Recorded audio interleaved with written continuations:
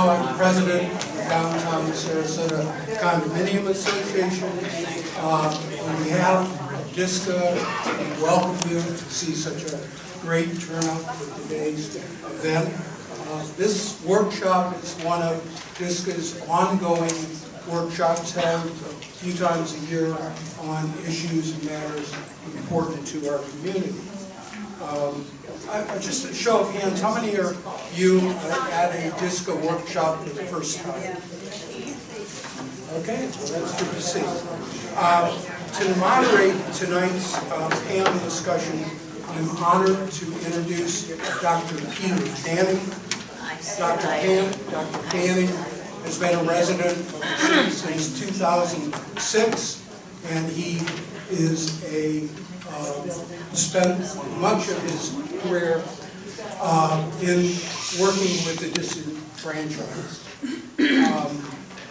So that Peter was also past president of DSCA and a continuing board member. So without further words, let me introduce Dr. Peter Fanning.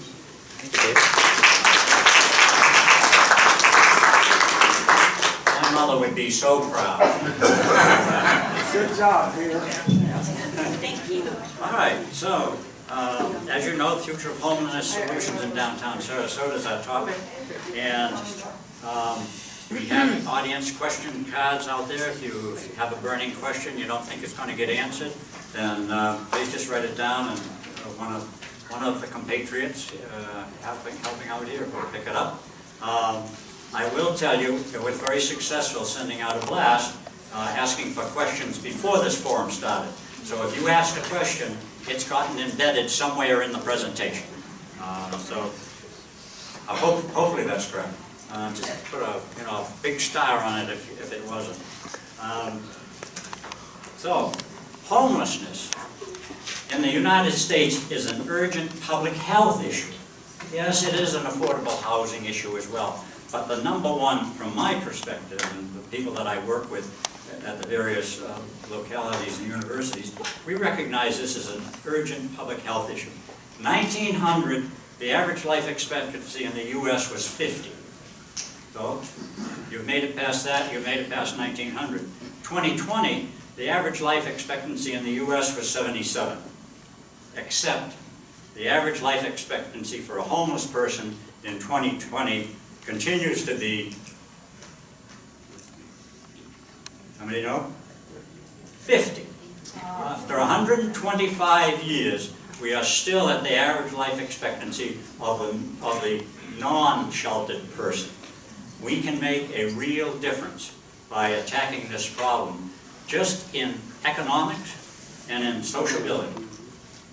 If we can attack the problem and not just the behaviors, we'll go a long way. See, I got elves all over the place.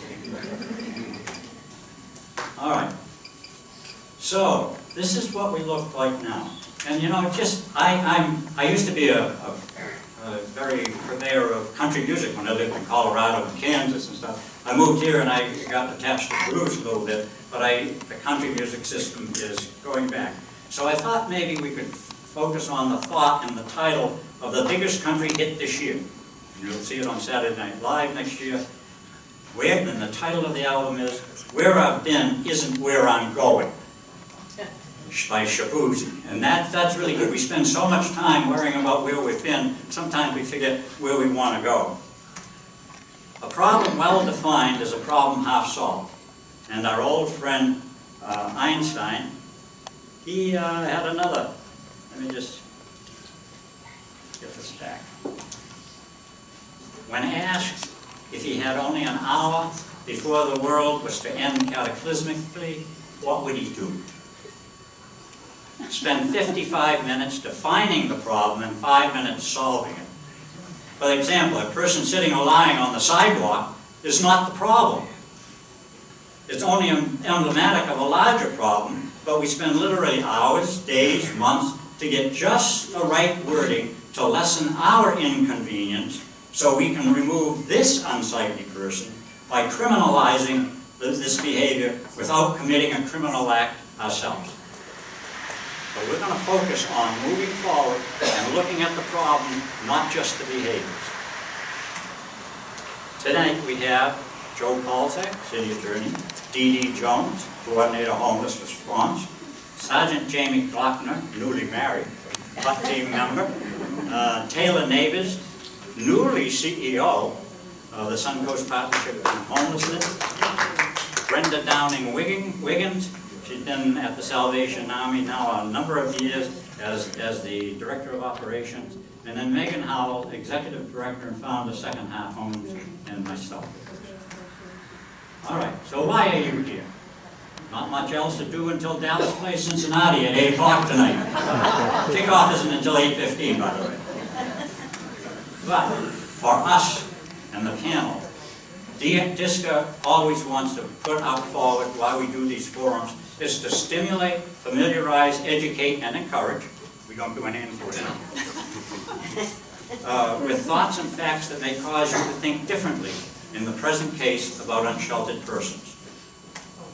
So let's get started to become further educated and encouraged so the next time we are engaged in discussing solutions at a cocktail party or a gay gathering, a book club, wherever, we don't waste the first 55 minutes of our hour discussing behaviors rather than for the problem that we have. Let's forget where we've been so we can concentrate on where we're going. Joe Polzak, City Attorney, City of Sarasota. Joe has been an assistant attorney for 10 years advising the Sarasota Police Department. That's why we originally got him here when we were putting this together. And suddenly, the City Commission fouled up me all because they offered him the job as City Attorney. So we're very happy to have Joe as City Attorney. He has quite a resume, so one of the things I noticed most about him, he won the Leadership in Human and Civil Rights Award from the Chief of Police of the nation, their organization, the chief. Chiefs recognized what he was doing, and we're happy to have him aboard. Joe, as the City Attorney responsible for advising personnel in the Sarasota Police Department, would you give a quick overview of your responsibilities in this role, especially as they might apply to the population of individuals who are without shelter that may come into contact with the Sarasota Police Department officers? Sure.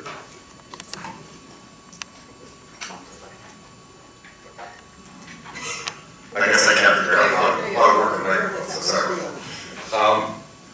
Can everyone hear me okay? Yeah. Great.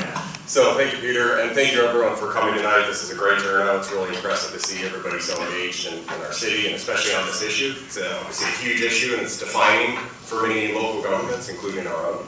So we all look forward to talking about it tonight. My role with SPD historically has been a really great one. I've had an advantage to work with such a great agency. They're much easier to advise than many other agencies across the state and the country who I've also worked with. So I work with them on a whole range of matters, obviously advising them on legal matters, but policy matters, helping them develop what they call programming, in other words, policies and procedures that help them stay out in front of the law, national trends, other expectations of the community, etc. So I work with them on a whole range of different advice, including deploying with them in the field. I try to get out as much as I can to understand what the officers do in the community so I can better advise. So part of that role is you do some training of police department officers so that they know the boundaries of where they can and can't go when it comes to this particular population. I do, and as I said, it's very fortunate with SPD because they do have a lot of support from the commission. So the commission provides them with a lot of good resources on the training and the policy side, so it makes my job a lot easier when I'm trying to be a part of that. So they're already getting such a high base of training. I'm really adding to that with updates in law and policy that they need to know. Again, trying to stay ahead of the curve. We never want to be behind it. We're always trying to stay ahead of the curve when it comes to law and policy, and the commission fully supports that. Thank you, Joe. D.D. Jones, City of Sarasota, Coordinator of the Office of Homelessness Response. I'll bet a lot of you didn't even know we had this person. But she is out on the streets with the hot teams, doing a good job just remarkably well. I get a chance to meet with Dee once a month or once every other month to see how we as residents can help her do her job better. She has had a lot of experience, and she has a remarkable team. Now this is a little older picture, but they're going to update the publicity. But generally it represents the hot team. And Dee, maybe you can tell us who the members are, the various team members? Sure, I will tell you that there's only one officer in that picture that's on the team currently, but we do have, of course, Sergeant Lochner. We have Mr. Lynn, he's the one who's wearing the sunglasses, the taller one. And then we do have 3 other officers. We just obtained a female, which we really like to have mixtures of males and females, because of course the clients are both male and female, so it only makes sense to have that. They all have a lot of experience. A lot of these individuals are very passionate and really do want to help and serve these individuals to help them get into services and get on their feet and get out of the situation that they're in. Thank you. So Dee, as coordinator of the Office of Homelessness Response for the City of Sarasota, you have a unique perspective to know the concerns as well as the highlights of the homeless situation in Sarasota.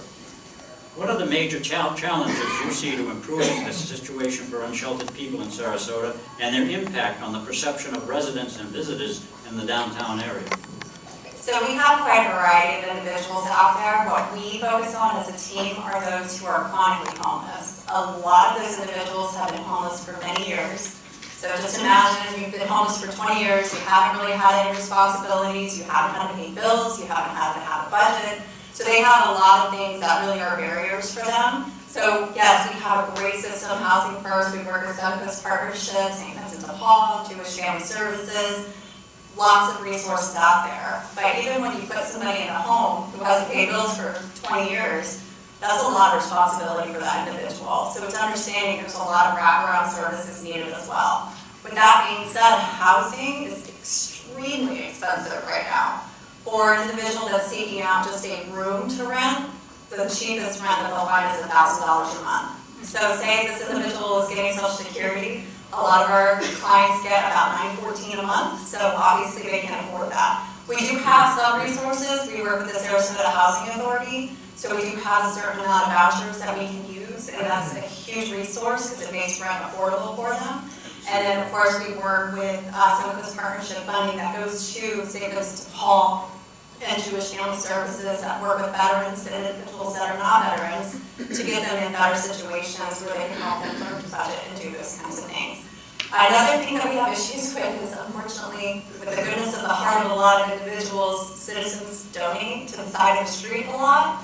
And what ends up happening is those individuals feel very comfortable staying where they are because things are delivered to them. So they don't feel the need to go into housing and have those responsibilities when they have everything literally brought to their feet. So that one is a big struggle, trying to inform citizens of how I know that the heart is there, and it's really trying to help these individuals, but if anything, it's enabling them to stay in that situation.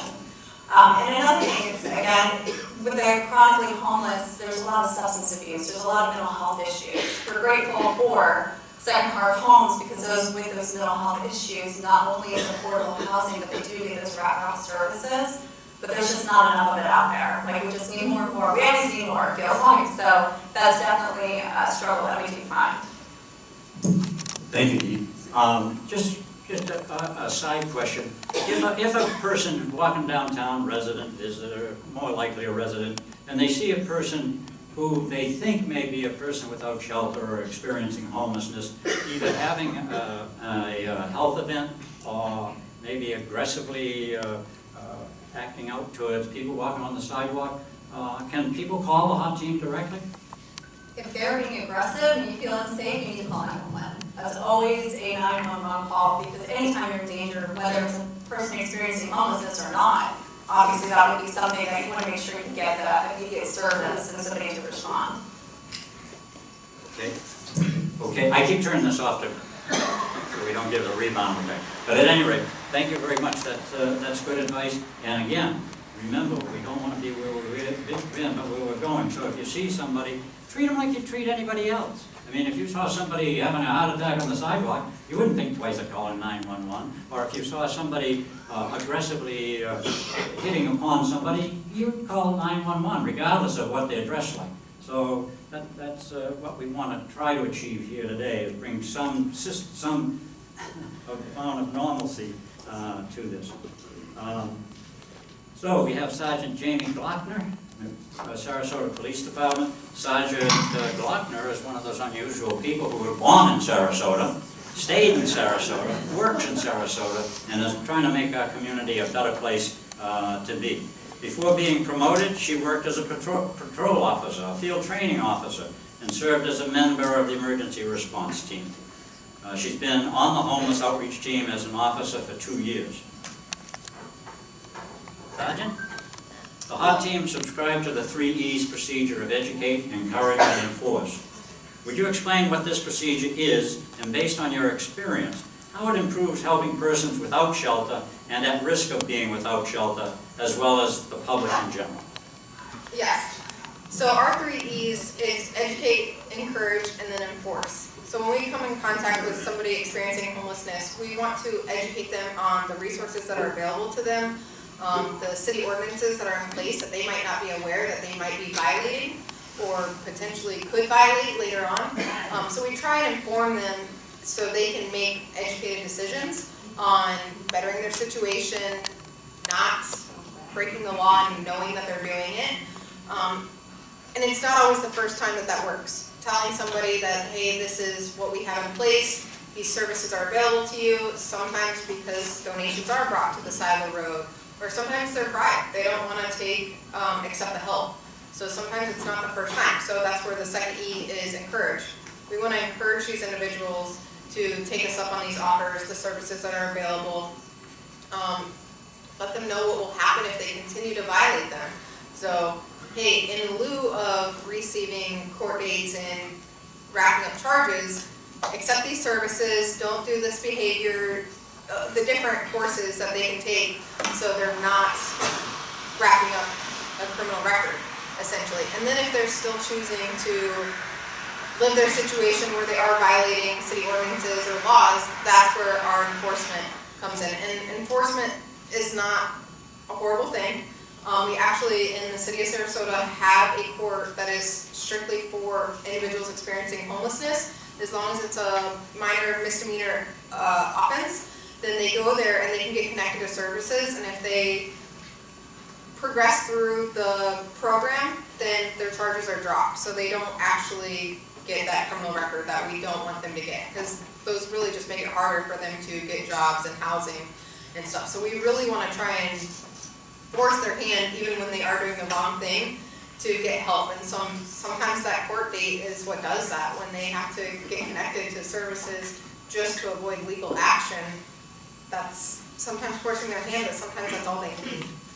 So we've seen a lot of success stories out of that community care court, and also by going out, meeting these individuals and letting them know what's available to them, and again, just following up on encouraging them to take those services that are available, because it's not the first time, it's not the second time, sometimes it's not the 10th time, but there's times where you've been out with this person 20 times, and I'm not exaggerating, and they finally are just sick of seeing us and dealing with us, so they're like, okay, do what you gotta do.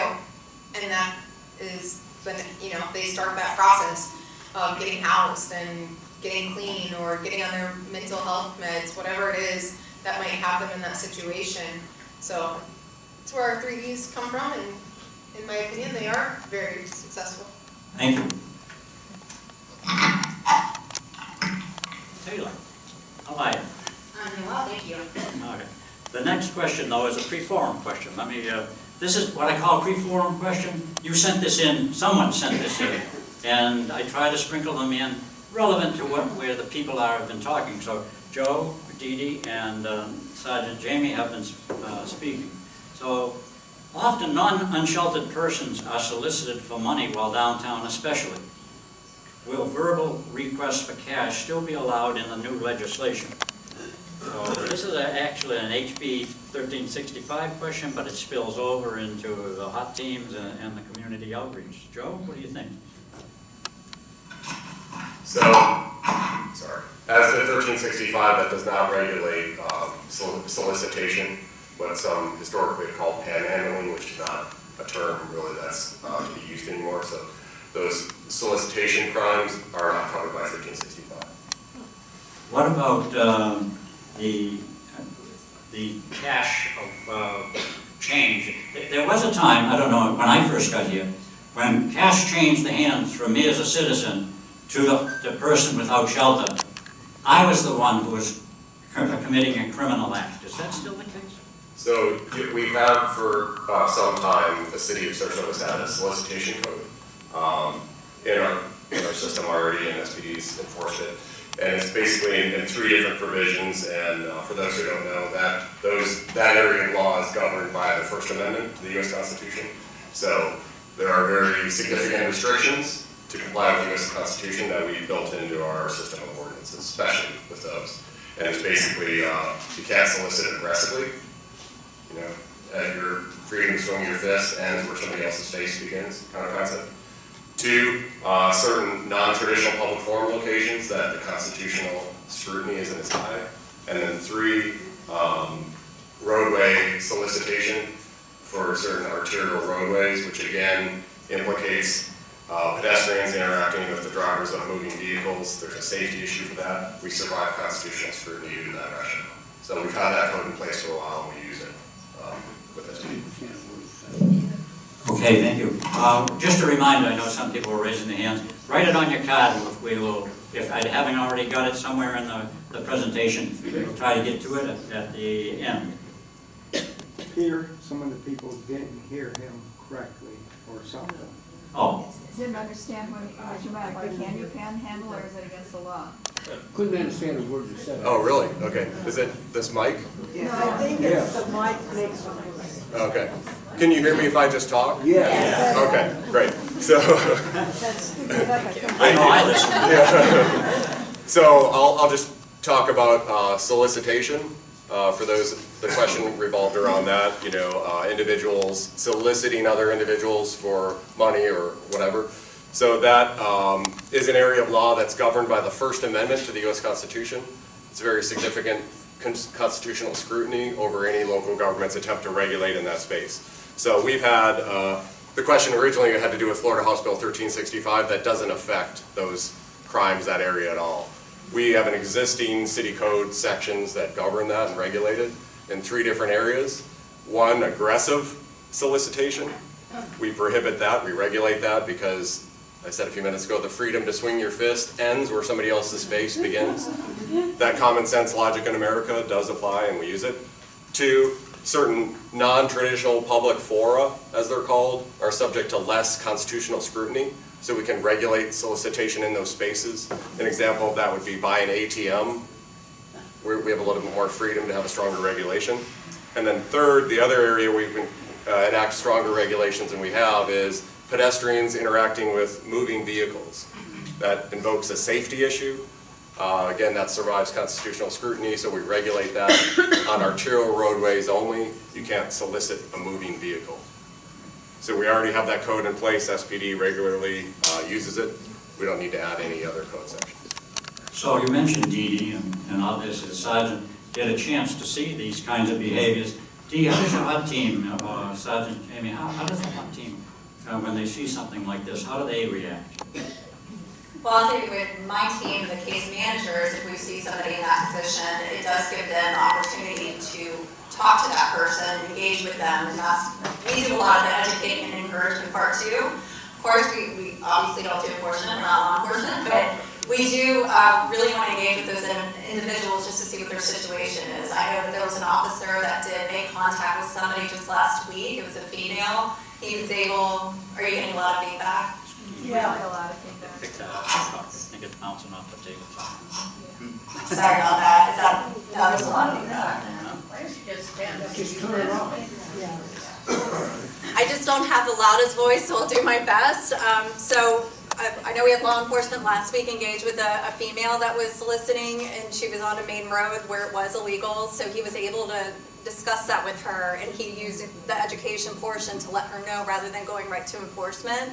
We were able to connect with her, and now we're helping her pay her rent so she doesn't become homeless. So she was just trying to get funds together to make sure that she wasn't on the street. So we do have situations like that. I mean, the enforcement side, obviously Sergeant Glockner can speak more to that, but if somebody's soliciting just down on Main Street and they're not going into the road and they're not being aggressive, that's not a situation where much can be done because that's their First Amendment right to do that. So that's part of what Mr. Polzak was saying as well. Okay, thank you. So, when the fireman with his boot comes up to my window and says, "Can you give me some money?" is that a violation? That's only in the county. They don't do that in They the don't city. do that, see? That's I why. hope you all live in the city. And just to comment on that, there is a distinction with permitted activity. The city can permit certain activity, and often does, so can be a distinction. But if they cuss you out when you say no, is that Well, okay? I'll take some audience questions. I'm trying to get through it. One caution though, with regard to this, if you see solicitation like this going on, don't try to intervene yourself. If it's aggressive, call 911 or call, we'll distribute at some point over the DSCA website, again, numbers that you can call to report something directly. Don't try to do it yourself. I've had the experience. One of our board members has had that experience in which they were threatened verbally and possibly would have carried out that because we were saying, "Hey, don't do that. Why don't you go to one of the programs? Let me call the hot team." And they get very aggressive. So just don't try to intervene or be, the enforcer at that point. Taylor Neighbors, Suncoast Partnership to End Homelessness. For the past 10 years, Taylor has been working in Sarasota Manatee Housing Crisis Response Team. Finding people houses is what that is, as rapidly as possible. She worked in an assessment and diversion specialist, engaging in housing problem-solving conversations. Many of you probably aren't familiar with Suncoast Partnership. It's a great organization. It's federally financed, and they do a great job. And Taylor has been recently, as first week of December? First week of November. Okay. See how time flies. She's now the CEO after all those years. She's climbed the top of the ladder and has the corner suite. So, Taylor, the Suncoast Partnership to End Homelessness is designated by U.S. Department of Housing and Urban Development, HUD, as the lead agency for Sarasota and Manatee counties. 2 counties as far as the HUD is concerned. Can you explain your role and that of Suncoast in addressing the efforts to end homelessness and how Suncoast functions relative to the homeless situation, especially in Sarasota County? So yes, I can do that. Primarily our organization is administrative based. We do have a couple of positions that are more support based out in the community, providing street outreach, diversion, and early intervention services, as well as working with the community care court team. So going back to our admin roles, one of the key things that we do, we are the collaborative applicant. So what that means is HUD, the federal government, as well as the state of Florida, basically puts out a notice of funding opportunity. And what we do as an agency is respond to that. So we're applying for funds on behalf of our community to support efforts to either end someone's homelessness or prevent homelessness. So that's what's called being the collaborative applicant for those funds. We bring in about $3 million annually between the state and the federal funds for our community, which is both Manatee and Sarasota. We are responsible for administering the federal database. Many of you may have heard of the Homeless Management Information Systems. That is our database. Locally, we call that Community Services and Information System. And that is where we are tracking all the different services that a person is receiving throughout our community. We're responsible for reporting this data to our various funders, whether it's federally, state, or local, or private funding. We have a lot of different federal reports that we have to submit. We are getting ready to work on our annual point in time count, which is a survey of those in our 2 counties experiencing homelessness. So basically counting those individuals and being able to report that information back to HUD. With our database, we have currently 29 agencies and over 200 users that are utilizing that system, entering data. We also oversee the coordinated entry system, and what that means is anyone in our county that is experiencing being literally homeless can go to an access point, have an assessment done. That assessment comes to our office, and we basically go through the assessment to make sure the information is accurate and complete, and then we put that information on a community by name list, and from there we're able to prioritize individuals that are experiencing homelessness for various housing opportunities, whether that's a rapid rehousing intervention or a permanent supportive type of intervention. Overall, the big thing that we do is a lot of system planning, a lot of collaboration with the partners. Everyone up here is a partner of ours. We have about 40 agencies that work within our continuum of care to support everything back from basically housing to food, employment, childcare, shelter. It runs the gamut of the agencies that we collaborate with. Thank you. Let me just follow up with a question. Are all the agencies that have contact with persons in need of services for unsheltered and near unsheltered part of the Suncoast Partnership? So we have about 40 agencies that are part of our continuum of care, which makes up service providers, faith-based communities, government officials, advocates, people that have experienced homelessness. There's a lot of little ministries out there that do a lot of really great work. We're trying to, every day we're learning of new agencies and really trying to bring them in so that we can all collaborate on services and not duplicate efforts. That's great, thank you. I don't know if you all know this, but in 1967, the HEW, Health, Education, and Welfare, had responsibility for people without shelter. And President Johnson signed that into law. And then in 1967, we the United States, created the Department of Education, which now left it Health and Human Services. So they moved all of the homeless programs over into HUD. Well, that makes sense in Washington because, they're without homes. It must go over to housing and urban development. They tried to move some of the mental health programs, but that wasn't very successful. So it's been a real effort to have this office recognized in housing and urban development. And we have great people in our city who are in touch with those folks, knowing what everybody else is doing. And I got to tell you, when I read the annual reports that you send in from Suncoast, they are remarkable. We aren't going to be Los Angeles, or I don't want to pick on a state or a city, but we're doing really well. So, Brenda Downing-Wiggins, Director of Operations. I met Brenda, I think 7 years ago, the day she got her job, and I had a list of questions with how she was going to solve the problems of homelessness in the Salvation Army. And she's done a great job getting much of that done. She's the Director of Operations, and she's been with the Salvation Army Command, this area command, for the last several years, and with over 32 years of service with the Salvation Army. She knows the program, she knows the questions, and she, more importantly, knows the answers.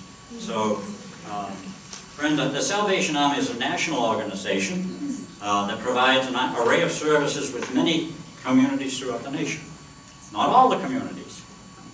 What is the relationship of Salvation Army Sarasota with the national agency headquartered in Washington, D.C., and do all the Salvation Army agencies focus on the unsheltered population as Sarasota does? So yes, we are all one part of the national organization, which is housed, can you hear me, or do you want me to try to? You can hear me, okay. I've never been told that I'm a silent talker.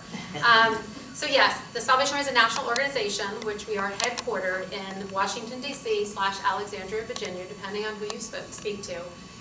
Throughout the United States, we're broken up into 4 territories. So we have the Eastern, Southern, Central, and West.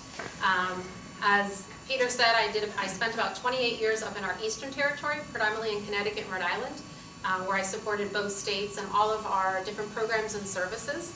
And within each territory, there's different divisions. So right now, I'm the Director of Operations here in Sarasota, just for Sarasota County. I know there's sometimes confusion. Someday, maybe, I'll provide some support to Manatee County, but right now, I predominantly focus on Sarasota County. While we're one Salvation Army, we look very different. We look different from community to community. And why is that? We really look at the community. What are the community needs?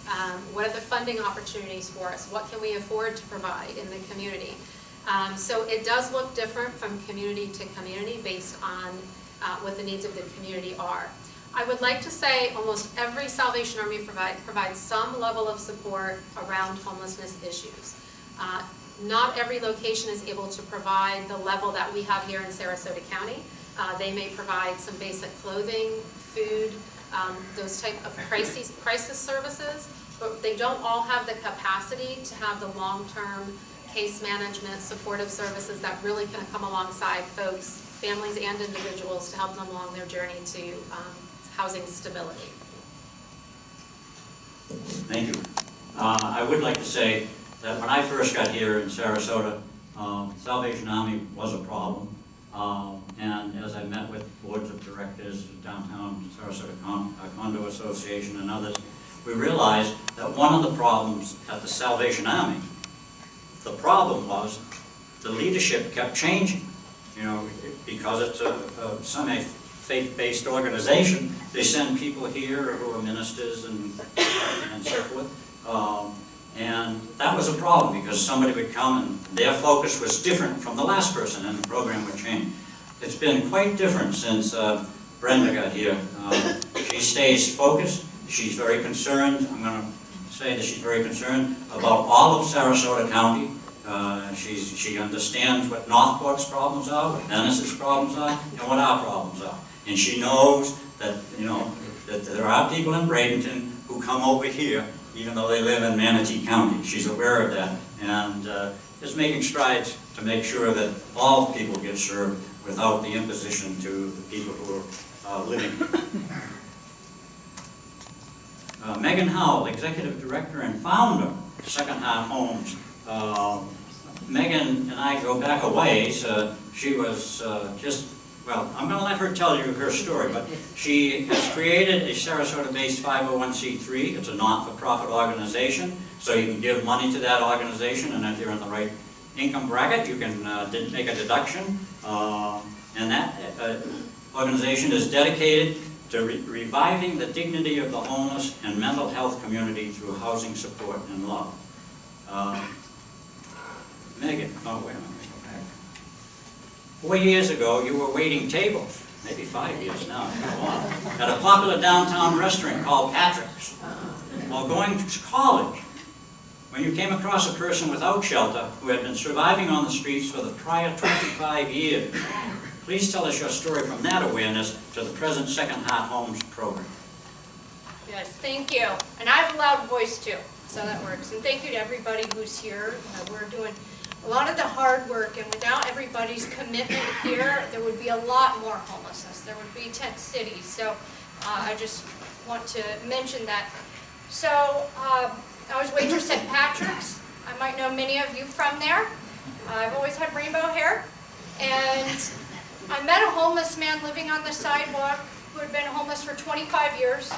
I sat down with him. I built rapport with him. I did not know what I was doing. But one day, he went missing. I knew his real name. I checked the jail. I found him in the hospital, and I asked what his discharge plans were. Turns out he had a trust, but he wasn't able to spend it appropriately. And can you imagine someone like that? You know, he had very complicated beliefs that I can neither confirm or deny. But let's pretend for a moment that a rental application is on paper. That's not today, though. Right, somebody who's been homeless for 25 years, right? I don't know my last place of residency, right? Tesla Return from Outer Space is my reference. And yeah, I've got to trust, you know, next, right? So that's kind of what people are facing. But I sat down with this gentleman, got to know him, found him in the hospital, and, you know, had no clue what I was doing, but I followed my heart to help him. Right? And That's a simple thing you can do, is to be kind to people, build rapport with them, right? It took me 8 years to get him off the streets, right? But when I did, I said, this is a miracle, and there's so much more. So I started up a nonprofit in 2019, which was really birthed in the COVID times. That gentleman became a homeowner in May of 2020, so he's doing better than I am. And that's outside of our program. But I was curious, right? I talked to someone. I believed in treating him like a human and like somebody's son, somebody's nephew, somebody's colleague, you know, whatever. I didn't have to agree with everything that he said, because, I mean, what do I know about being the missing Kennedy baby? But I was curious, I paid attention, and I did something. And so today, we're a nonprofit that takes no government funding, and everyone's a little bit different, right? When we don't take that funding, that allows funding for the organizations who do need it. And I see a lot of wonderful people here who are volunteers, some supporters, and lots of new faces that can become our supporters too, because it's about the community helping. Honestly, that's the solution. But we have 11 homes.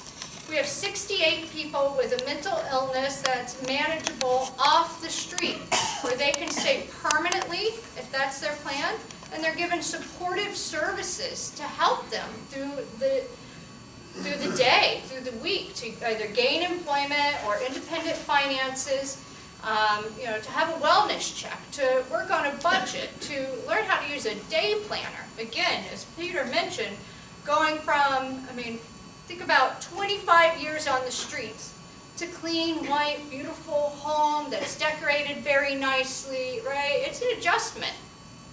And to learn how to start managing your life is an adjustment too.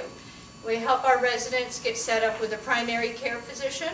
The doctor only knows as much as you're telling him or her, right? And so to be an advocate for your own health, to be able to get on medications, to be able to stay on medications and not just veer off because, you know, it's Tuesday and you love mania, right?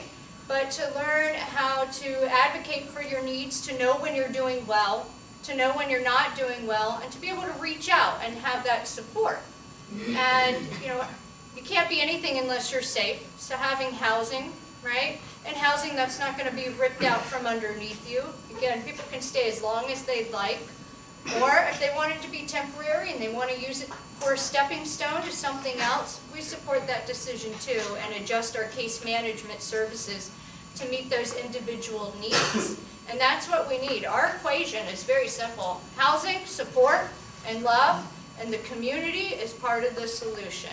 We buy homes and provide supportive services, and we are excellent neighbors. We keep our homes beautiful, and we have responsibilities that are doled out to our residents, and they are clear on the expectations, which are sobriety, developing and achieving goals, whether that's keeping your personal space clean, or staying out of jail, or staying on your medication. It looks very different for each individual, but you know, we have a triage of services we offer them, and we also grow with their needs as they grow. You can't just take somebody and stick them in an apartment and hope for the best. That doesn't even work for me. I need a support system, which many of them are out here. And you know, we serve single adults that have a mental illness like bipolar, schizophrenia, PTSD, OCD, those types of things. The reality is that demographic really needs long-term support. And they need to know that they are loved and that they are cared for and that they don't have to hurry up and go. One of our gentlemen who was a mutual client with the HOT team, when he first moved in, he gave a piece of paper that had his standing orders, and one of them was, I can never fully unpack. If you can't understand this, you're in the wrong profession. And that really spoke to me, because that meant he always felt everything was temporary, and he could never unpack. And you know, that just shows you where people are at. And I think I've taken up more than the 3 minutes I was given. When I go to I have coffee with Megan, which is also roughly once a month. I always put an hour and 10 minutes on my but she's always so interesting. I don't know when we've used up the hours. And, thank you, Megan. Oh, one thing I wanted to mention. I had daughters, and they went to college, and they'd come home and say, I want to be a psychology major. Oh, yeah, but what are you going to do to make money? Megan has taken this to that's why she can speak as well as she does with people. She knows the techniques, has a master's degree in psychology, and utilizes her training every step of the way. So thanks, Megan. And I was homeless too, when I was 4 years old, a long time ago, but I can understand and relate to the struggles. Joe, now you're up. Yes, sir. House Bill 1365, signed into law, taken effect on October 1, 2024, created in the Florida statutes, section 125.0231. I spent a lot of time in the courts defending myself. Among other things, prohibits municipalities from authorizing or allowing public camping or sleeping on public property, except as specially provided for in the statute. What actions has or is Sarasota taking to assure compliance with the provisions of this statute? Do you think Sarasota's police, I'll let you answer that first question. Okay. So, thank you, Peter. So, probably a lot of people here are interested in this bill in particular. There's some misunderstanding about it, I have to say right off the front. This bill regulates local government, not individuals. So this is not a bill that bans camping or bans lodging community-wide. It regulates local governments in many important ways.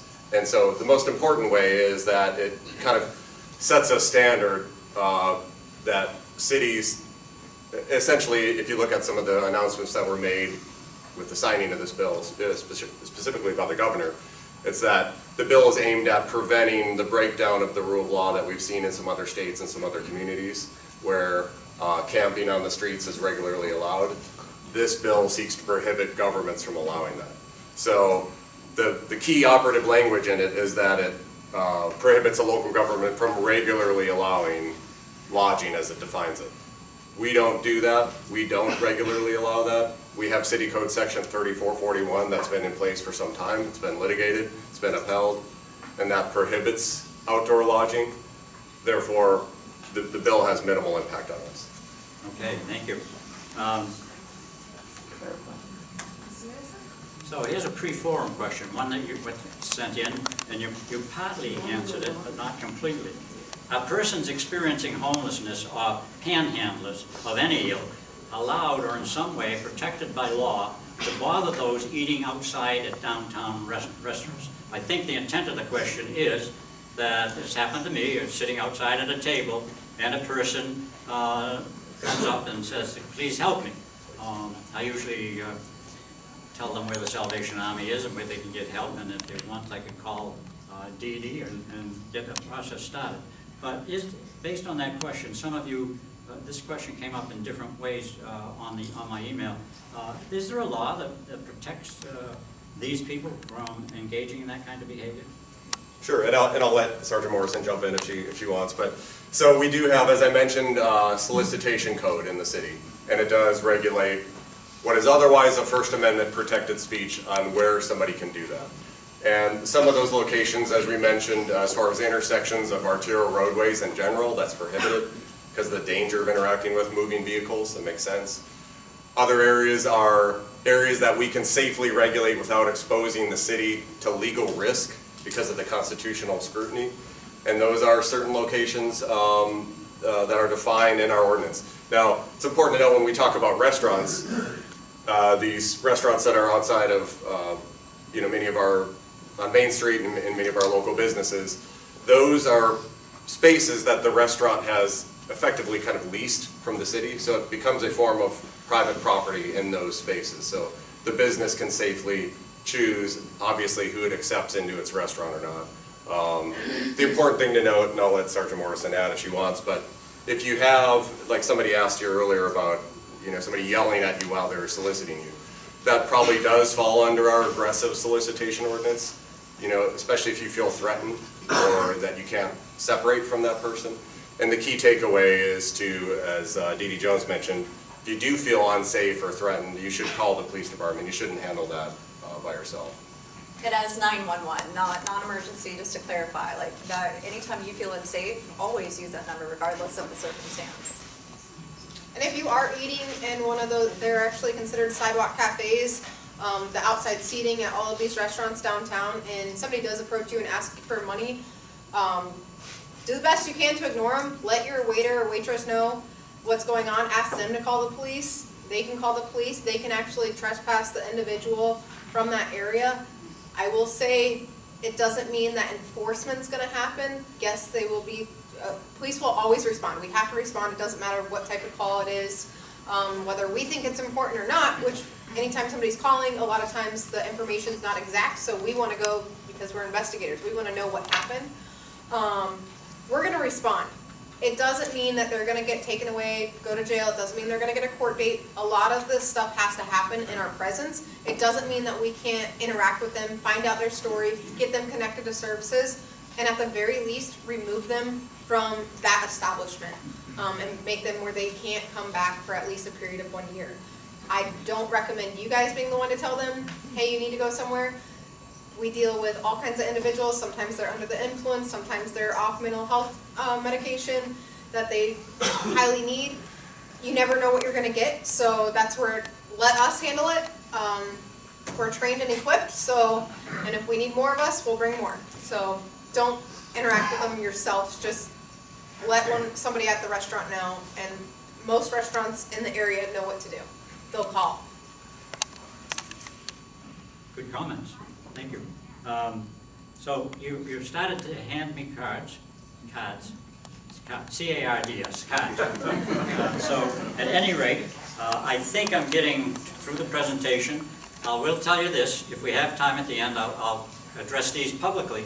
If not, if your condominium is an associate member, and there are about 40 of you, we will, David doesn't know this yet, not as Catherine or Jamie. I just decided this would be a good thing to do. I'll answer those questions in the newsletter on maybe a little, this was your question, this is the answer, okay? And if it doesn't go more than a page, we'll be all right. But I'll try to get to some of them if they aren't already done. Okay, so, Dee Dee. The creation of homeless outreach teams has brought focus and well-trained multidisciplinary personnel to address the problems and concerns of Sarasota's at-risk living on the street and actual unsheltered populations. From an operational standpoint, how do the HOT teams become aware of and get involved in providing support and services to the individuals in need of your team's expertise? How is information obtained and recorded so that multiple contacts with the person doesn't result in duplicate inefficiencies or the person getting lost in the system? That was a big question, so I'm going to do my best to answer all of it. Really, so the big word that you'll always hear amongst all of us nonprofits and the government agencies is collaboration. We cannot do this without each other. We do have beds that we lease at the Salvation Army, and in those beds we do have individuals, if they're like ready to engage in services or law enforcement feels that they need to meet with a case manager to learn more about these services that they explained, that's an option for them to put that in the bed, put that individual in the bed, and then we can meet with them and kind of discuss further what they can do. We use the HMIS system that Taylor spoke about. We started January 1st of this year to put all of our information in it. And that way, everyone has that information and everybody's updated on locations, because who better to report locations than the outreach team that's actually on the streets meeting with the individuals who maybe don't want to go to the Salvation Army. It's not always easy for individuals to share that space with each other. So that's always something that we try to keep in mind. We collaborate with the Salvation Army a lot. We talk to Suncoast Partnership probably every single day of just trying to engage. If there's an individual maybe who's like newly homeless, and again, we try to focus on the chronically homeless individuals, we plug them into Suncoast Partnership to talk to the services that they have there. So a lot of this, again, collaboration, communication. We work with the county HOT outreach team. We have a text message thread that goes on forever because we're always in contact with each other to try to engage. And maybe it's a person that just came from Venice, so we work with them and they work with that individual then, because we don't want to bring everybody into the city and make it your responsibility as taxpayers to take care of all of them, so we do disperse it. depending on the area that they're from. I don't know if I covered all the questions, Peter, so please let me know if I missed anything. Somebody will let you know. So, just as a follow-up a little bit, here's a free-form question. What changes can we expect to see in the downtown regarding vagrants and the area around the library as a result of HB 1365? Only one of you can take credit for that question because there were so many of you. So it is a problem. So maybe, Joe, we can start with the legality of the county property in the city? Sure. So, yeah, we can. A lot of layers of issues with that question. As to Florida House Bill 1365, again, it's that bill. You have to remember what that bill does. It regulates local government, not individuals. It's not something SPD can apply to individuals in public spaces. What it does is just it's the state trying to ensure that communities here don't fail to enforce the law such that communities are overrun with public camping, basically. We're not one of those communities. I hope you can see that. As I mentioned, we have ordinance 3441, which does regulate outdoor lodging. So we don't have, streets full of campsites like you see in some West Coast cities. We don't have that here because SPD is actively using, patrolling, and enforcing City Code Section 3441. Therefore, we don't fall under the regulatory regime of House Bill 1365. So it really has no effect in our city. I'm sorry, what does 3441 actually say? Yeah, what are the ordinances? So, yeah. Maybe we could tell them a citation. 3441 is our ordinance. It's a municipal ordinance. If you go into Sarasota Muni Ordinance, it'll bring up all of the chapters. Go to the 34th chapter, and you'll find a section in there. But is there a 20-word answer as to what it means? Yeah. Who's allowed to sleep outside, or nobody's allowed to sleep outside? Or during the day. Okay, hold on, wait a minute. I got the question. Here you go. What should we do when a homeless individual is found sleeping in a doorway, on a sidewalk, or in an open-air garage? Who should we contact, and what are our rights? I'll take it. Okay. Okay. So anytime you see we need help, guys. We can't be everywhere at once. Again, I said we have to actually observe a lot of these violations to be able to do any kind of enforcement. And we're not always going to do enforcement right off the get-go, okay? That's what our 3 E's are, and we want that to be fair across the board with everybody. So you got to call non-emergency. The hot team works. I know it's one of the questions later down, but the hot team is here Monday through Friday at various hours, usually from 5 a.m. till about 5 p.m. However, every single person employed at the Sarasota Police Department is trained on how to interact with a homeless individual. They know what services are available, and if there's somebody that it's a service that they're not used to, that they need, they know they can contact me 24 hours a day. I can clock in from home. It doesn't matter. Call me. I will answer their question if need be. If I don't know the answer, I'm going to call Dee Dee and see if there's a service available right then and there that we can get them connected to. But we can't be everywhere at once. So I know it might be that same business that you see somebody at. It might not be the same person you thought you saw there yesterday that we responded to. And it might be. If this is the second time us responding to that person, it might be time for that enforcement. Maybe they got the warning yesterday and today it's going to be the enforcement. But you guys have to continuously call because we don't know, we can't be everywhere at once, and we don't know what areas are having problems unless people are calling non-emergency and letting us know. Like I said, it doesn't matter what you're calling for, we're going to respond. Is that the 911 number? There is a non-emergency number that if there's not a safety issue going on, please call non-emergency because they do actually prioritize emergency calls through dispatch. It's 316-1199.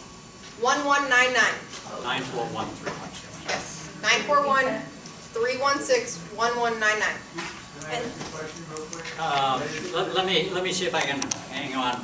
Can I add on to what you were saying, Peter? What's that? Can I add on to what you were saying? Sure. Okay, just to addition to that, there are some businesses who are not really on board with our programs like the trespass enforcement program, where law enforcement can do that enforcement when the business is closed.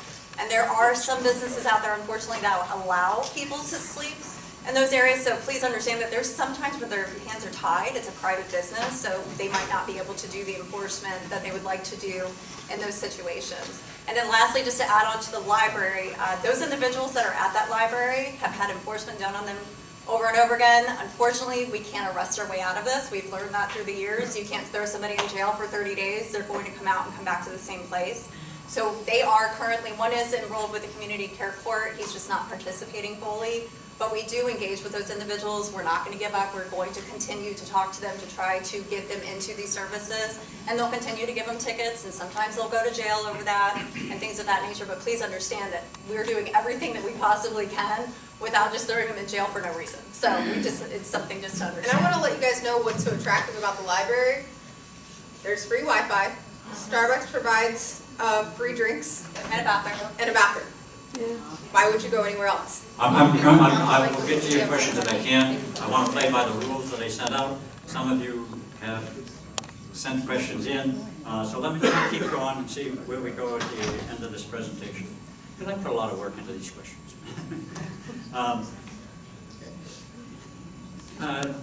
Sergeant Jamie, just to follow up a little bit on what you do. How many hot team officers are there? Do they work on the weekends? What are their hours? And how are unsheltered people reported during the off hours? Okay, so I have 4 officers in my unit. 2 are primarily outreach officers, and that is basically to provide our case manager security. So when they go out into the field, that if something happens, that they're there to protect them. Otherwise, they're a friendly face. We try not have them do too much enforcement. That way, if a homeless individual feels they want to actually interact and accept services, we want them to feel comfortable talking to that police officer. And then we have 2 other members that are primarily enforcement. They go out and they do nothing but drive around all day long looking for these violations that are occurring. That's why I have 2. That's it for the entire city. That's why I say we have to have you guys call them, okay? They can't be everywhere at once. When they are in the jail, that takes hours. Unfortunately, it's not a quick thing. A lot of these individuals, if they do end up with an arrest, they require a med clear, and that's hours at the hospital before they even get booked into either the jail, a substance abuse establishment, mental health. It depends what their need is. But when we get out with these individuals, if we take them into custody, it's not a quick thing. So that's why there's also other avenues that we try and take so we can be out there. Like I said, we do have all cops at the police department trained in this. So although the hot team is only here, we do not work the weekends generally. The hot team is here Monday through Friday because that's when our service providers are available. So if somebody does actually want to better their situation and get connected to services, we need them to be open. So we need to be here during those hours. But everybody is trained in how to interact with a homeless individual and what to do. So just because we're not here doesn't mean. And if it's the nights or the weekends and one of those cops do interact with somebody, they forward us all their information. We get it where they're at. They always are available to put somebody in a bed too at the Salvation Army. If it's somebody that they don't have a phone for us to follow up with or anything, there's a bed available that they can put them in, and we can follow up and get in contact with that individual. I think I answered all those. Then we do change our hours. Sometimes we'll come in at 3 a.m. to kind of hit some of those areas and do the outreach maybe for people who actually get up and go to work, so we don't have the ability to engage with them. So we try to do that. We try once a month. Getting everyone's schedules together with kids and all that is not the easiest in the world, but we do try. And I know that her team has actually surprised some individuals on the weekends when they showed up to work. So they do try to change it up every once in a while. But understand, like she said, these services are available during those time frames, so it makes the most sense for us to be there at that time. Taylor, one of your agency's responsibilities is to coordinate and complete a one-day count of persons without shelter in Sarasota and Manatee counties. Can you explain the importance, reliability, and validity of this one-day count and how the information is gathered and used? Absolutely. So every year, we are mandated by HUD to do our annual point in time count. We recruit volunteers to go out across our 2 counties and survey those that are experiencing homelessness. I do caution you, this is just a snapshot in time for one day. This year, it's going to be January 27th, starting at noon, and it will run into the following day, the 28th of January, until noon. So it's a 24-hour period, and we're looking at where did that individual stay that Monday evening. This is often used to look when we do all of our federal reporting. It does tie into the funding that we do receive in the community. I will say that over the years we have seen a decrease in homelessness, which is a good thing. Although we are seeing an increase in the number of seniors that are becoming homeless. So we use this, like I said, as just a snapshot in time to kind of look at what's going on in our community. But we do keep a by name list, which I would say is probably a more accurate depiction of our homelessness in the community. And our by name list is basically that data is fed from when a client goes into an access point and has an assessment done, and that comes to our office and we're able to prioritize folks. That's probably a better depiction. Sometimes with the point in time count, individuals that have been homeless for a long time kind of know that this is happening and kind of run away, so to speak, so we don't always get an accurate count of folks when it comes to that, so. Okay, thank you. Let me just clarify a little bit. This past year, I think it was just around 650,000 people without shelter nationally on the 2023 count. The Department of Education, which used to have the homeless program, counts 1.2 million people, children, who fall into the category of homeless. It's easy to explain. Being a former superintendent of schools, there's a one-day count sometimes for children with special needs. And what we would do is we would give prizes, we would give pizza, we would do ice cream, all on February 2nd, which is strange because that's usually Groundhog Day. Anybody who came to the school, and there are 16,000 school districts in this nation, and 50, I believe, 50 or 55 regional partnerships like the one we have here. So the numbers differ, and it's because of this one-day count. What the one-day count does do is from year to year to year, we're getting a trend line as to what's happening. And the trend up through the COVID, and it's gotten a little mixed up since, is that the number of persons in need of help is going down in the homeless community. Doesn't seem like that sometimes, but it is. So, okay, thank you. Peter, Brenda, can I add something? yes, go ahead. Yeah. So, many people may not know, but Sarasota was named the meanest city in the United States towards homelessness in, I believe, 2006. This made national headlines. This was from a national homeless advocacy group. And they looked at policies. They looked at policies, procedures, and resources available. At that time, we did not have a homeless count. Sarasota has reduced its homelessness by 60% since then. And this number is very important, even though it's the best case scenario, right? There's more, right? But we cannot find active solutions and the appropriate resources unless we understand what we're dealing with. So when we have an idea, then we can start building that equation out of the resources, not duplicating, not having 100 different places feeding, right? So that's my tidbit I wanted to add. Well, as long as I've got you, Megan, one of the questions is, what the homeless number is? She just mentioned it's reduced 60%. Do we have a sense of what the number is in our county? So right now we have 413 households in Sarasota County waiting for a housing intervention, literally homeless, emergency shelter, living, or out on the streets, or in a hotel, motel paid for by an agency. And there's a hidden homeless population. That's kind of like functioning alcoholic. There's functioning homeless out there too, who are living in their car, staying on somebody's couch, or just people you're never ever going to encounter and you wouldn't know. So that's an even larger number. okay, thank you very much. We're getting a couple of questions here that go to Let me ask Brenda this one question. Because we always get questions about Salvation Army and, you know, the programs that they run, and they don't serve people, and they charge them too much money, and et cetera, et cetera. So maybe, Brenda, could you please describe the programs most relevant to the unsheltered population and how they are set to serve the needs of persons? Okay. Would you please describe those programs? They are set up to serve the needs of persons without homes. Yes, so most of you are aware of our 10th Street campus. We have about a 230-bed facility that's called our Center of Hope campus.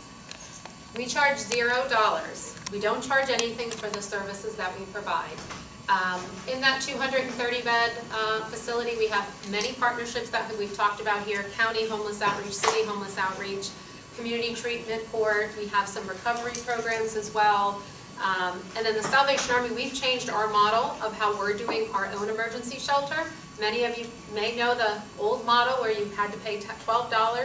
This was right when I arrived 3 years ago.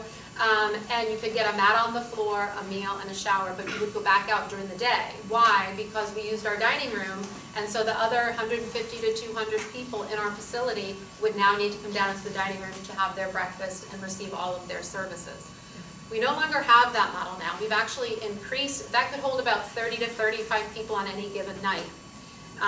We now have 45 shelter beds, so folks who are willing and ready to come in and receive services can come into a shelter bed and receive case management, wraparound services for whether it's mental health, financial stability, all of those things, so that we can help them move toward a permanent housing outcome.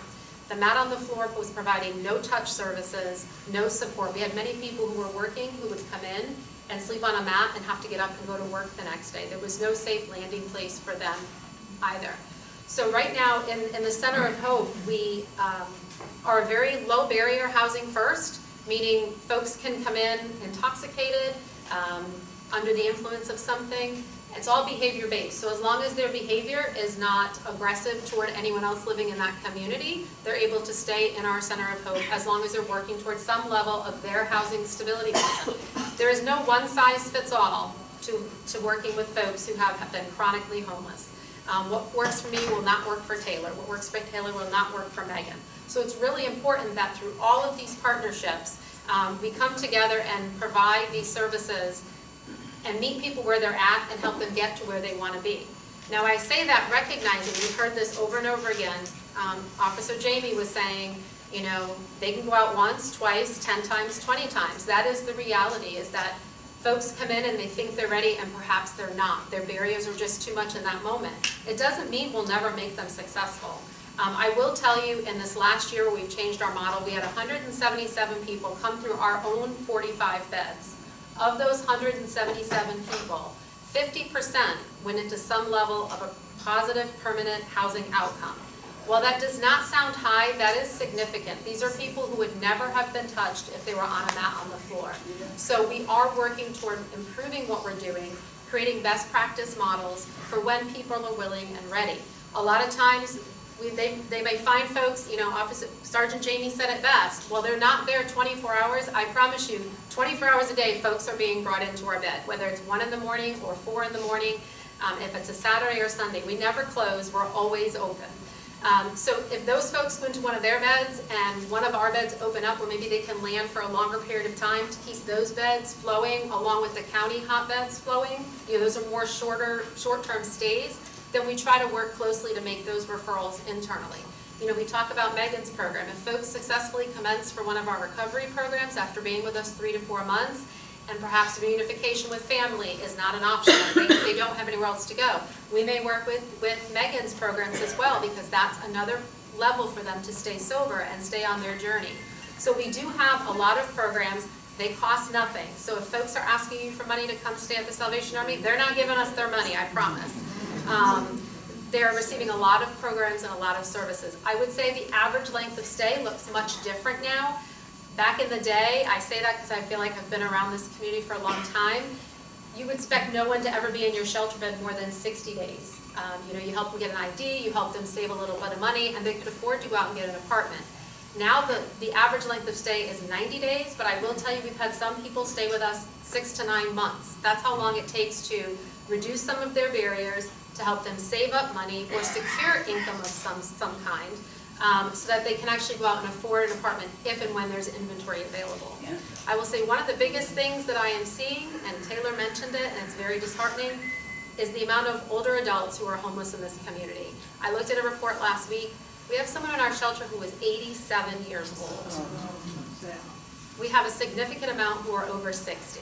And so it's a huge problem in general, but we're seeing a lot of our older adult communities who are on fixed incomes who cannot afford to live. So this problem is bigger than just some of those who've been chronically homeless, but we have a lot of new people who are new to homeless. So it looks different. Our goal is to keep fluid, to keep up with the changing needs of all of these external components, and really collaborate together to do the best that we can. I mean, homelessness is a community issue, but it's really going to take all of us to keep working together to solve it. Thank you, Brenda.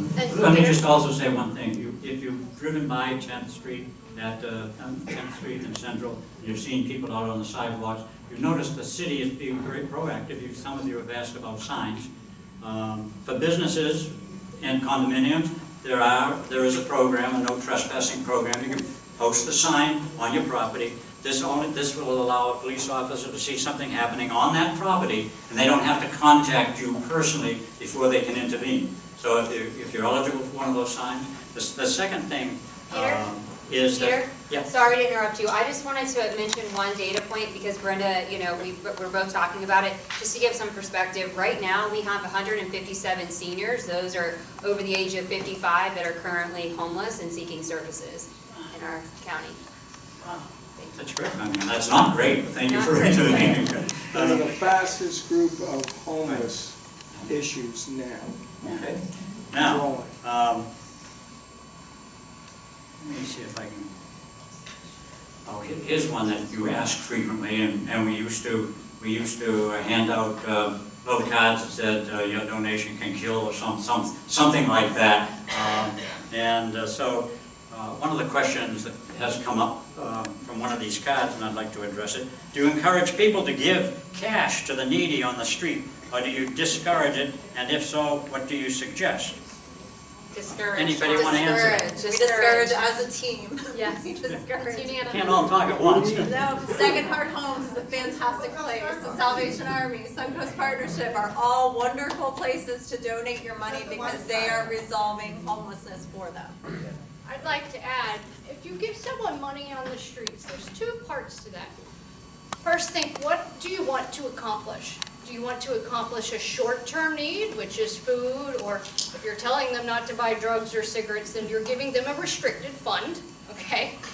And if you want to accomplish something more long-term, right, then give to the organizations that are doing it. I'll tell you our greatest need: housing, and to hire more staff so we can have this supportive, high-touch housing. That's what we need, and we collaborate with everybody. So it's, think about what you want to accomplish. If your heart says, you know what, I want to get this guy a banana, then get him a banana, and smile, get to know him, maybe become their case manager and help them, such as I did.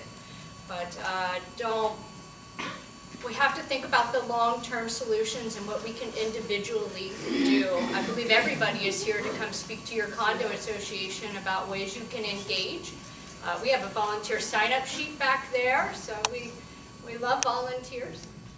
And just the community is part of this multifaceted issue, right? It's not going to be solved overnight. We can't just yank people up and stick them in jail or pretend it hasn't happened, right? It's not a communist country. We can't do that. Thank you, Megan. I want to add, just for Taylor's benefit, that the one-day count, she's already announced it's going to be in January. There will be some emails coming out. You'll be looking for volunteers. And this would be a good time if you're concerned about the problem. Get the training to be a one-day counter. You'll learn a lot, trust me. And you'll be safe doing it. But you may have to get up early in the morning. You may have to go to some places you didn't know existed in the city. We will get some notice out in the newsletter or something about the one-day count prior to this. So thank you very much. So, excuse me, bottom line, is it legal to sit outside in the library, around the library, all day long on a crate? There's nothing we can do about it, because I think that's kind of the concern. Well, People or here. Okay, other places too. Hold on, wait a minute. So. What's the answer to that question? Fit to run. Joe, give him the answer to that So, question. How many bags can you have? Well, a lot of unrest in the room on that issue. I can sense it. I also want to get back to the gentleman's question about lodging. It's true. Understood. So, you know, let's talk about lodging first, real quick. Under 30. Okay, all right. Talk about vagrancy. All right, hold on. So, all right, you first have to distinguish between private space and public space. If somebody's on a piece of private property, it's up to the owner of that property who they allow, whether they evict them or trespass them from their private property. If you're talking about public spaces, you're talking about the government regulating that public space, which it can do and it does, but it has to do so within a legal framework, right? There has to be, for instance, the law is what it is. For somebody to be dispossessed even temporarily of their access to public property, i.e. the library, which would be a trespass action, there has to be due process of the law. Otherwise you're violating, we as a government would be violating their U.S. constitutional rights. Not something we want to expose the taxpayer to the risk of doing that. So we do regulate.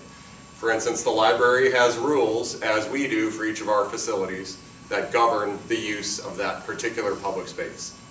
Those rules need to be posted, they need to be public, so the person is on notice, the general public is on notice, they have to conform their behavior to the rules. If their behavior violates the rules, they can be removed from the property through trespass proceedings, which there's due process for with appeal hearings, etc. You can't just remove somebody for their mere presence.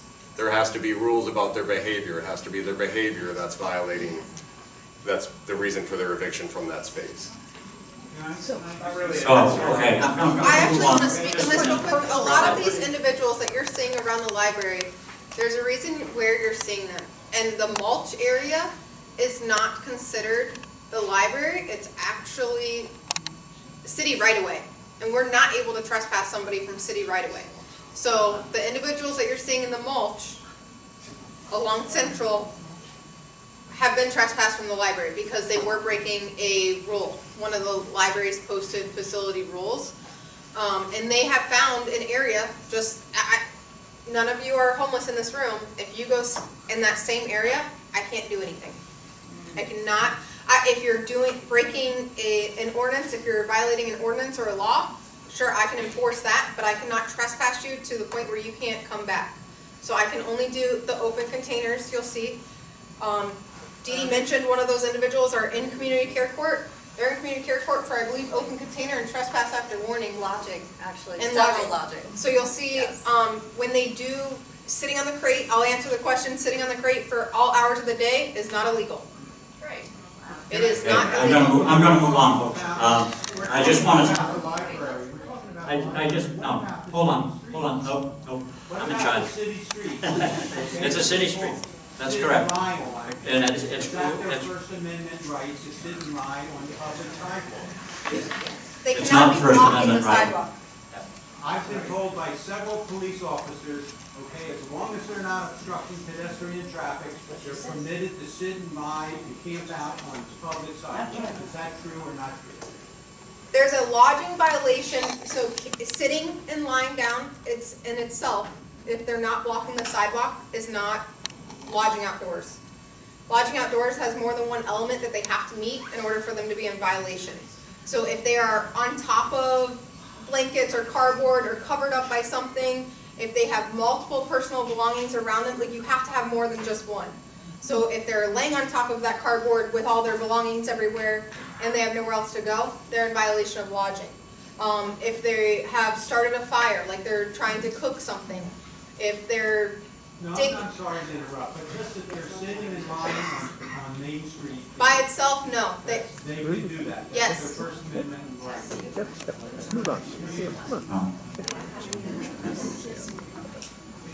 Smoking and leaving But trash, thank you, that's okay? thank you. And this is the reason we have these forums, to get this stuff brought forward to us. Now, I will tell you that there is a sit-lie ordinance coming up before the city commission. If you want to look at it and have a comment with regard to how the city is proposing to deal with sit-lie ordinance, check your city commission agenda, and there will be a public discussion and a time for you to spend 3 minutes telling them what to do. I can't change it, and I already know your concern, and these are the best answers I think you're going to get from this forum. They're doing a great job. So, let me go on. Oh, one other thing. I started with central intent. The people on the sidewalks, if you go by there now, you see the city has posted signs up there, making that notice that you can't leave your belongings here, you can't block the, et cetera, et cetera. That is not owned by Salvation Army. That is a public right-of-way, just like the sidewalk in front of my house. I can't tell people they can and can't be there. I can call somebody who can tell them that, but people always want to say, well, the Salvation Army's just letting all these people just hang around there. No, they're not. They are like us. I've met with Brenda and the other people. They are very much concerned, and they try to get services to those people on a regular basis. Yes, anyone inside of our facility who's in one of our programs, they're not allowed to be hanging outside of our gate, or else it disqualifies them for services to help with that. Same thing, that's city property. We can't say anything about that. Oftentimes we're calling Officer Jamie or the police department. We have staff who, unfortunately, not everyone, because everyone who's homeless is not a threat, and everyone doesn't have negative intentions, but there are folks out there, and when their behavior is that it warrants us to, we also call the police department to keep our staff safe, because we have to walk across the street amongst our properties.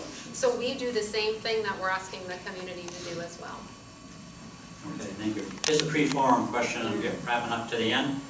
When will we have benches and tables returned to our downtown parks, as they were removed due to complaints about vagrants, aka homeless people? Anybody want to try to take that?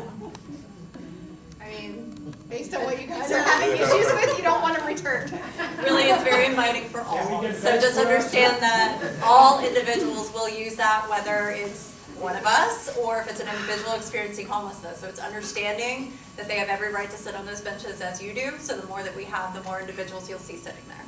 Well, let me tell you, when I first moved here, there were benches in 5 Points Park. I could go to Starbucks, pick up a coffee. 10 benches. 10 benches. Patrick's been counting for 10 years. 10 benches. So I could go sit there. Sometimes I would sit with a person who was obviously experiencing homelessness, and they'd have a backpack under the bench. If you engage in some interaction with these people, look them in the eye like you would if you saw me on the street, talk to them. They're very friendly. Don't give them money is my mantra, although there are the professionals who think people ought to have free choice, and I shouldn't give them a sandwich or $1. I shouldn't do that, but if they give them money, you give them money. So we will have benches eventually. Right, Joe? One comment I just want to make on that is when we talk about government regulation, whether it's whatever form, it's neutral as to the person that's being regulated. We don't regulate homelessness or non-homeless. We regulate behavior. It has to comply with the Equal Protection Clause to the U.S. Constitution. That's a very important thing. So when all these laws we're talking about apply to the entire community, has nothing to do, we're talking about homelessness today, but really those laws in particular have nothing to do with the housing status of the person that's violating the regulation. Okay, we've got about 3 minutes to get you out of here. And the reason we're rushing, using the Selby Library is a little different from using one of the paid places we go, because a number of us had to get here and set up the chairs and the microphones and the laptops. That's always usually done. And they said, we have to end at 6:30 because we've got to get the whole place cleaned up again by 7. So I'm going to entertain 1 or 2 more of your questions. Let me give another plug to DSCA. Did I? Oh. See? The library shut me off already. No, you're on. There's a question. I come from a city, if you see something, say something. That said, I have experienced unattended items all the time in downtown on benches, parks, etc. What should we do? DSCA is working with the police department on a community watch program. And we have communications, we piloted it a little bit. Some of you sent me pictures of broken water sprinklers, open electrical boxes, people lying on the sidewalk. They were sent to DSCA through the community watch that will be rolling out again now that the hurricanes are gone. We were supposed to roll it out on the night out, October 5th, the National Night Out, and the police department does big things, and we were going to co-roll it out. We'll be getting some more information for you, and you can participate in the community watch program. We'll send out some items of training and so forth. What happens is I usually get those responses, or some board member gets them and sends it on to me, and I send it to the appropriate place in the city. If it's utilities, if it's a hot team issue, if it's any issue, we try to fix-it issue, like a broken sprinkler. What we're trying to do is improve the quality of life downtown. So, with that said, it is now 6:30. Patrick is still using old tape, so he's running out of tape and can't. And Patrick, can I say that this will be on the DSCA website? This presentation and in its entirety will be on the.